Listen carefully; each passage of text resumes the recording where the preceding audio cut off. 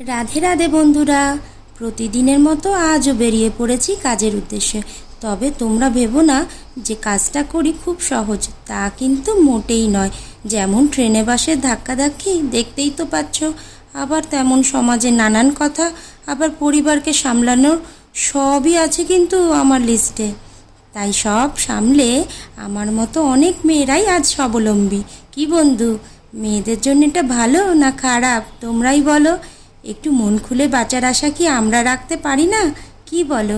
যাই হোক, দেখো আমি চলে এসেছি আজকে সল্টলেক স্টেডিয়ামের পাশেই রাজকুটির একটা রিসর্টে। সেখানেই আমি আজকে 4 দিনের বুকিং পেয়েছি, হ্যাঁ, মেকআপের জন্যে। আর আমি একটু চেষ্টা করেছিলাম যে আশেপাশের এত সুন্দর লোকেশন আর এত সুন্দর সাজানো একটা 5 স্টার হোটেল তোমাদের সঙ্গে না শেয়ার করে থাকতেই পারলাম না। তাই ভাবলাম ছোট ছোট ক্লিপগুলো নিই আর তোমাদের সঙ্গে শেয়ার করি। দেখো কত সুন্দর জায়গা। আর সত্যি বলতে আমার মতো এই রকম মানুষ যে এখানে আসতে পারবে সেটা আমি কখনোই ভাবতে পারিনি। সত্যিই তো, মধ্যবিত্ত ফ্যামিলিতে বিলং করে এইরকম জায়গায় আসার ভাগ্য কিন্তু কেবলমাত্র আমার কাজই করে দিয়েছে। আর তার জন্য আমার রাধারানীকে অনেক ধন্যবাদ, আর আমার কাজকে তো অনেক অনেক ধন্যবাদ। আর বলবো কি, দেখতেই পাচ্ছ এত সুন্দর পরিবেশটার, এত সাজানো গোছানো যে না শেয়ার করে মানে পারলামই না। আমি তো কিছু রিলসও বানিয়ে নিয়েছি এই ফাঁকে।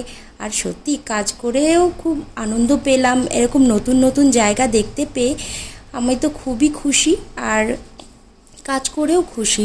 সত্যি বন্ধুরা, বলতে কি একটা কথা, যে এই সমস্ত দেখতে বা এই জায়গায় পৌঁছাতে বেশ অনেকটাই সময় লেগে যায়। আর বলতে পারো সেই বিগিনার আর্টিস্টরা হাল ছেড়ো না বন্ধু, লেগে থাকো, নিশ্চয়ই সফলতা পাবে। Okay, ready? Thank you Bhagyashree.